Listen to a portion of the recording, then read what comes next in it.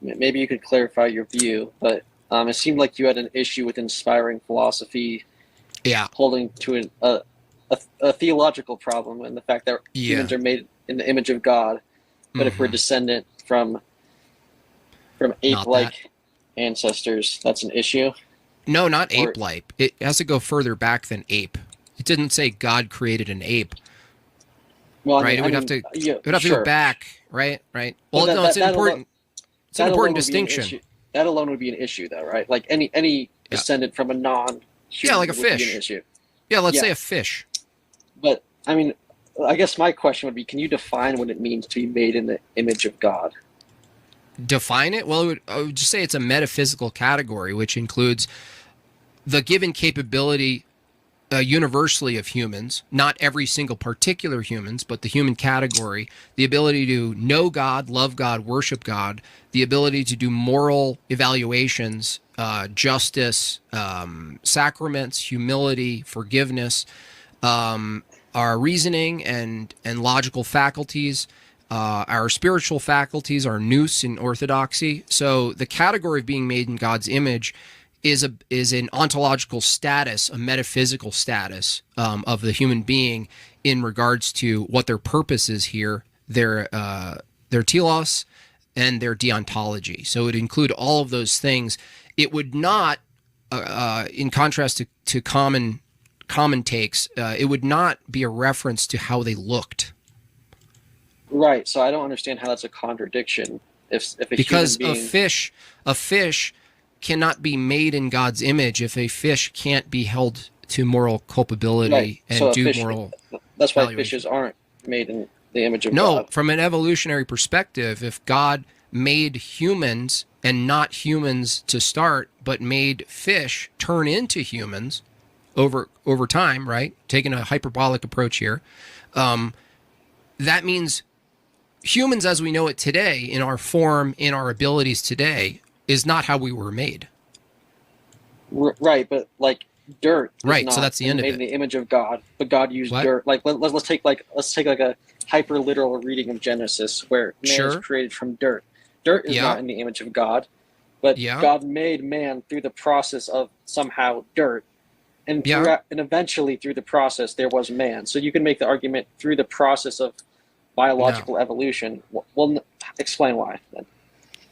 Why? Because Yeah, making man from dirt, dirt itself, the composition of dirt, the material itself, is not identical to what's been made.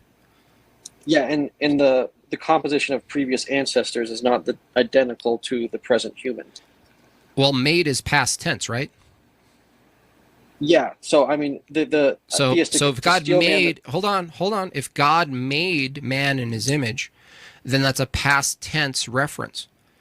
yeah, in the theistic evolution view would be the process of evolution is Yeah. God making. Okay, great. So if he was made in God's image, the theist, the inspiring philosophy, would have to tell me at what point in this long process did man acquire the deontology that he has now and the moral culpability he has now. So that's a question you can ask, and maybe it's a tough question, but it's not a contradiction. It is a contradiction. It's How? impossible to tell me because you couldn't possibly tell me from a biblical view Well, where. just like But you you, I'm couldn't just tell me the specifics of the fall before, like there's unknowns in your no, model as well. no, Yeah, there is. no. Pre-fall metaphysics, a mystery of pre-fall metaphysics is not the same category as post-fall metaphysics and physical physics. So no. Well, there's a mystery of exactly. You could just equally say there's a mystery of Yeah. when Well, evolution humans. is not a appeal to mystery, is it? It's Well, a posed as a scientific, materialistic, descriptive lens of how things occur, right? So, the person who's the theist who's trying to reconcile an evolutionary view and a Christian view in this particular instance, they're going to have to tell me when is it in their theology where man, as we know it today, acquired the status of their deontology, that they're here for duties, that there are virtues.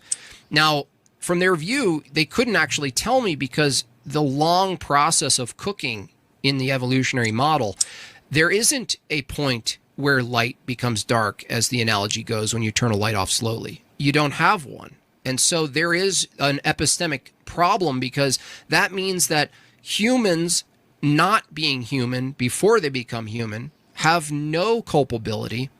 There's no purpose to their life. They don't know God.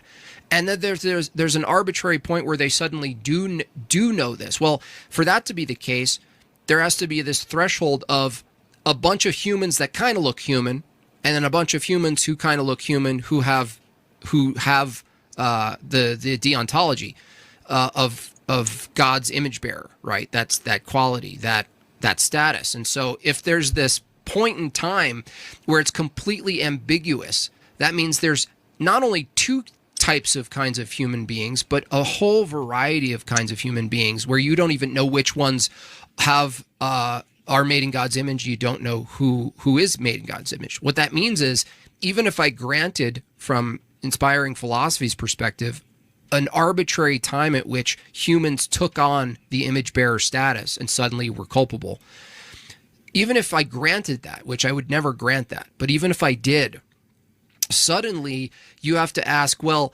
how would they know which humans have their made in image status? How would they know that? I still don't see any contradiction other than I don't like this. And I don't think God would have done it this way. No, it's an epistemic problem. Not all incoherent things are contradictions, dude. The problem, you see the problem in it? Could you steel man the problem, at least? Well, the problem is that there's unknowns as far as when there's two big unknowns that you don't like, which is one, when did it happen that humans gained a soul, and then two, how did the relationship between pre-soul humans and post-soul humans operate? That's your two issues you have with it. Yeah, how would they?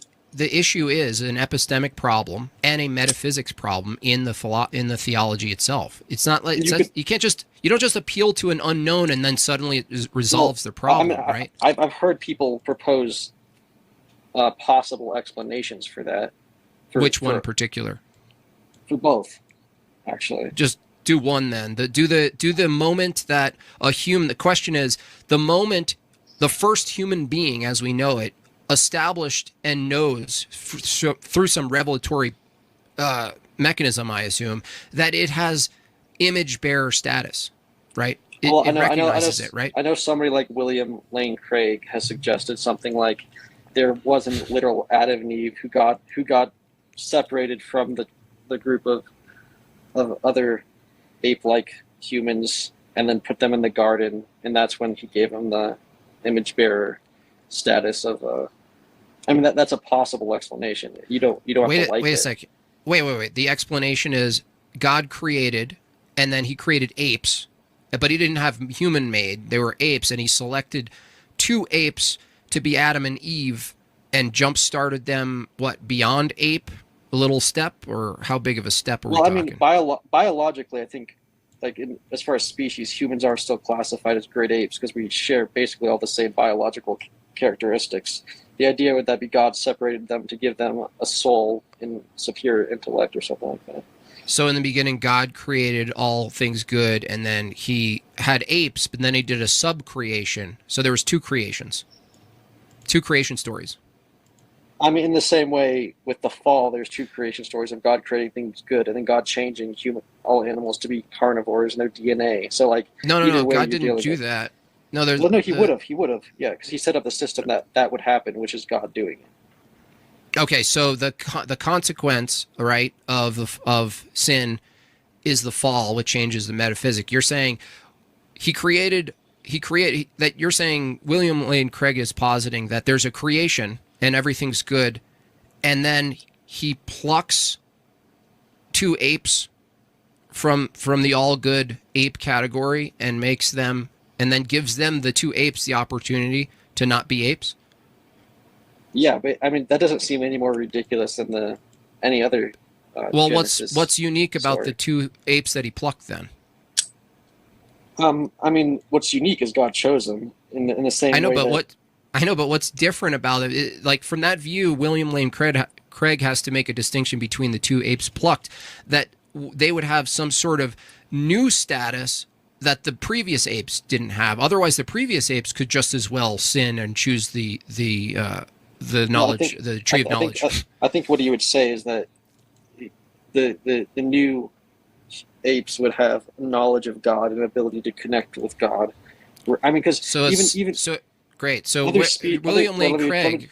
Let me just finish this thought. Other species, I mean, even apes, they have some what you might call a rudimentary idea of morality, where they get angry, they kill each other. No, I wouldn't say that. No, that's not morality. I mean, okay, well, what about like they care for their young, like they have affection for their young? No, that's transposing human value judgments on behaviors, right? All you're doing is anthropomorphizing a category that we have access to that the animal doesn't, and saying, look, they're doing the thing. No, they don't think caring categories care. There's no reason to believe that animals have this concept of what's called caring. What animals seem to have, from our observation, is that they have a reaction to stimuli, and they operate a certain way that's almost rudimentarily reduced to reaction and impulse.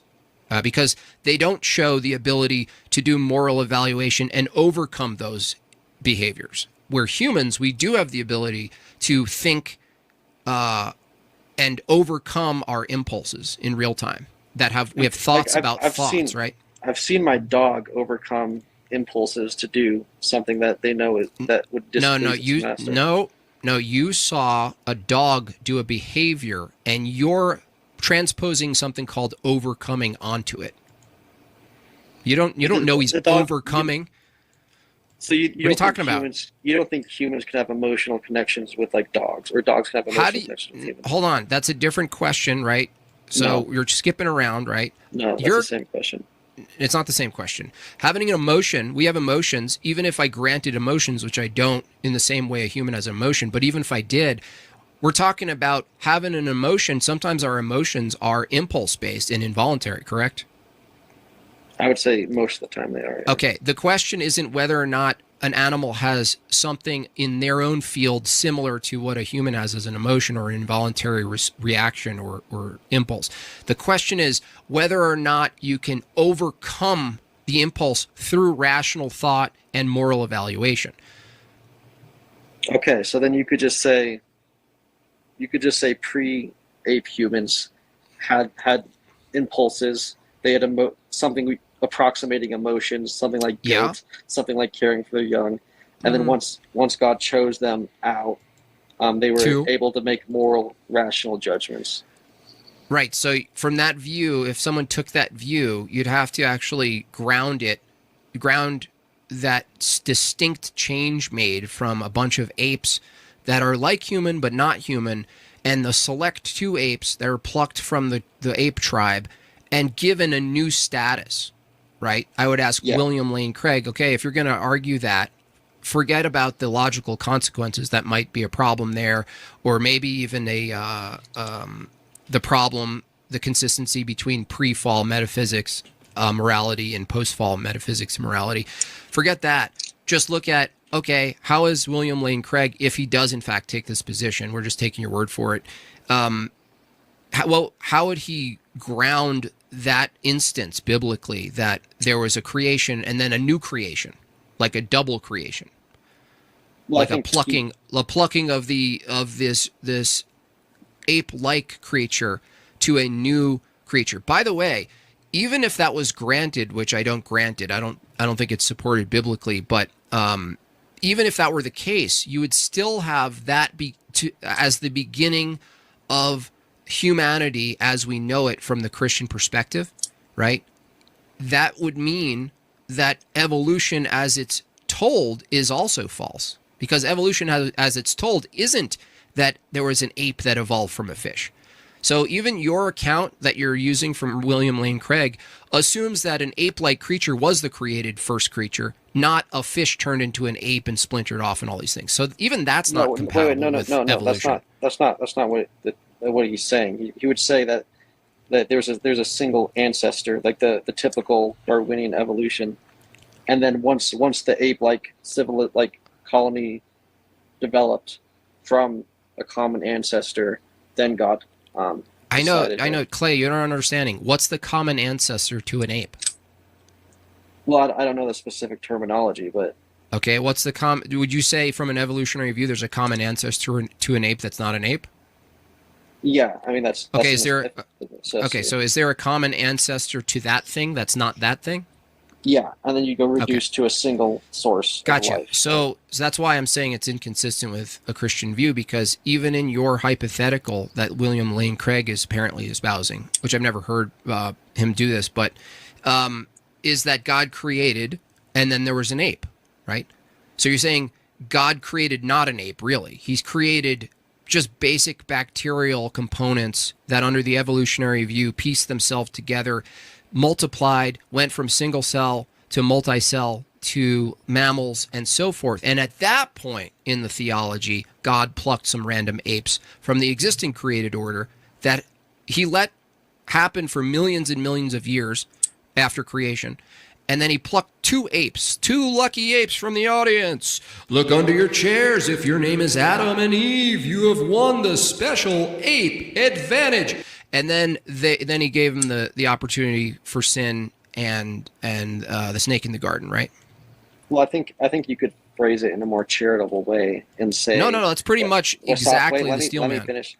Well, no, I know. Well, no, I said you could phrase it because I mean I agree. I mean the specifics of what you're saying is right, but you could phrase it as right as instead of God just making one thing and then waiting for an ape, you could say that the process of creation would be the process of creating man, as in the whole thing is the process, rather than just an arbitrary creation of life and then waiting and then a plucking. Yeah, but then the creation story would probably explicitly show a long marionette guided process of useless interactions between plants and animals, right? Not only that, but if that's true, there was millions of years where animals weren't eating each other and there wasn't sex. So how does William Lane Craig, if in fact you're representing his position, I don't even know if that's the case, but if you are, how does he account for the fact that evolution requires sex? And from his own view, there's a created world before the fall, before apes are plucked, that requires sex and procreation and eating and all that. Evolution itself requires death before the fall. That's a complete disaster from the Christian view. You would not hold to a physical death before the fall. You'd interpret it as a spiritual death. Spiritual death before the fall? No, as in before the fall, there was no such thing as like a spiritual death, as in like being damned before God or being an enemy of God, and then after but there's the fall, death. But there's regular death. Yeah, I mean, I would think. I mean, well, so like. I mean, this is a tangent, but maybe you can just help me clarify. Like, I don't understand. Like, what if you're eating? Do you agree that plants are living?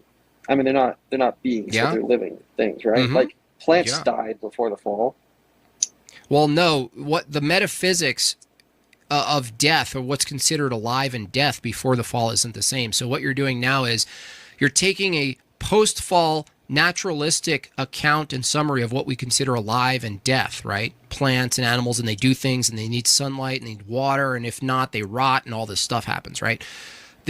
From that view, that's the mystery I would accept, right? Because you were talking about the mystery before. Well, the mystery is there's no way for us right now in our current system to know ultimately in high resolution exhaustively what the metaphysics of life, what we call existence, was pre-fall. But in order for you to do your critique right now, you have to assume your interpretation of current fall, leaves dying, needing water, sunlight, and everything else, or else. And you're putting that into pre-fall and going, well, how could you make sense of this? Well, all you're doing is forcing the current post-fall existence, physics, metaphysics, and you're shoving it into pre-fall. Well, I mean, we could, but I'm not shoving it in. I'm making assumptions based on what the text says. Like the text says they ate the Bible. Like the text says that before the fall, they ate plants, they ate apples, right? Mm-hmm. Which implies a plant or an apple, and them physically removing it and digesting it, presumably No, I mean, Well, no, so I like wouldn't. so I wouldn't I add mean, any of that in. rather than just saying like it's I have no idea what it is. Like, do you think you could maybe like propose a coherent theory of how metaphysics worked before the fall, No, or do you have no idea? no, I couldn't. I couldn't exhaust. Maybe a theologian could do a better job than me, but it's enough for me to go. Anytime you try to make sense of a pre-fall world using your post-fall metaphysics, logic, reasoning about a post-fall world and how it operates, you're already making a mistake. So It's even if you unfalsifiable, is what don't, you're saying. yeah, well, falsifiability is another thing you're trying to use, right? So again, No. Can you Clay, answer? Can you no. answer? I No. just, Just answer that, and then like, is of it course, possible? of course it is, because falsifiability is a post-fall phenomenon, dude. You don't understand the difference in the paradigms you're looking at right now. Do you understand? No, hold on. You keep doubling down. Do you understand what you're doing? You keep doubling down on a post-fall system of epistemology, induction, how things operate, regularity. You're using things like falsifiability, a scientific term, which can only exist in a post-fall regularity, right? That the things decay, that there's a rate of decay, that there's the laws of thermodynamics, laws of physics, right? You're acting like, well, if you can't falsify the pre-existence where falsification wasn't even necessarily a thing, then I don't have any reason to really like engage or whatever you're trying to do right now. All you're doing is doing the thing I said you're doing, which is taking post-fall metaphysics and physics and knowledge and trying to assume, you admitted it, assume that in your critique of pre-fall metaphysics and ontology. We can't do that. Now you don't like it. Now you don't like that. Well, no, You don't like that. let me rebut that a little bit. So, I would argue that the text itself, it describes pre-fall. The text describes the pre-fall world to an extent. Would you agree with that? I agree, but I don't agree that the text describes anything without an interpretation. Yeah, I mean, sure, but even within like there's some things that you can that words have common usage, and that's No. you can No. no. Well, so I mean, you just have your Orthodox priest. So you can't Yes. make any judgments about Scripture without your Orthodox priest. No, I could make a judgment. I would need to appeal to church authority to know whether my interpretation was even close. So how can you sit here and say there's theological problems with inspiring philosophy when you're not an Orthodox priest? What do you mean? That's not what I said. I didn't say you can't make. I said you can't make claims. I would say that you would corroborate them or align them, see if they're aligned with, and everything I said right now, for the most part, I would say is aligned with the position. Well, it seems like sometimes you're okay appealing to Scripture to point out. Now you're doing problems, now you're doing meta. Now you're doing a meta argument. Okay, now you're doing a Yelp review on the process instead of sticking to the argument. I'm just saying it's kind of incoherent to have conversations with you when you arbitrarily decide sometimes you can appeal to Scripture and sometimes you can't because you're not a priest. Well, no, I didn't say we can't appeal to Scripture. I said appealing to your interpretation of Scripture is not something I'm going to grant you. Well, no, I know. I know. If you think my interpretation is wrong, please correct me. So I'm asking a question about your interpretation, or the Orthodox Church's interpretation. Okay? What is it you're saying? What's the reference? You're saying, are there some things in Scripture we can know about pre-fall? Well, no, I'm just not. No, I'm saying does the text describe through a story some sense of the pre-fall world and humans interacting in it?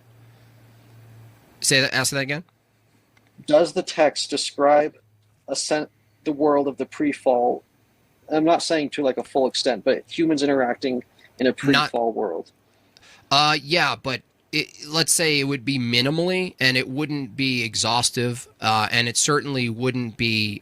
We wouldn't take it as a direct 1-to-1 to a ratio 1-to-1 to what we experience now. So but this is true. Right? Well, I don't know how similar it would be. It would be like, similar in the way that maybe we have bodies, similar in the way that the things we know of our bodies, we could assume in those bodies that, we have parts and we're we're organized a certain way or something like this. But as far as the operations, I couldn't possibly tell you, which is also a problem for the theological view that's arguing for evolution, because from their view, the form of our bodies is completely downstream and at the effect of nature. So even the body we have now, from an evolutionary view, is an effect of physics over a long process that's completely causal, from chemistry and interaction with the external environment and random mutation and all this stuff. It would be a result. We're basically a mutation effect. The way our bodies are formed, our skull, our eyes, our hands, it's all mutation. It's all a mutation. It's not a deliberate creation. It's a mutation from an evolutionary view.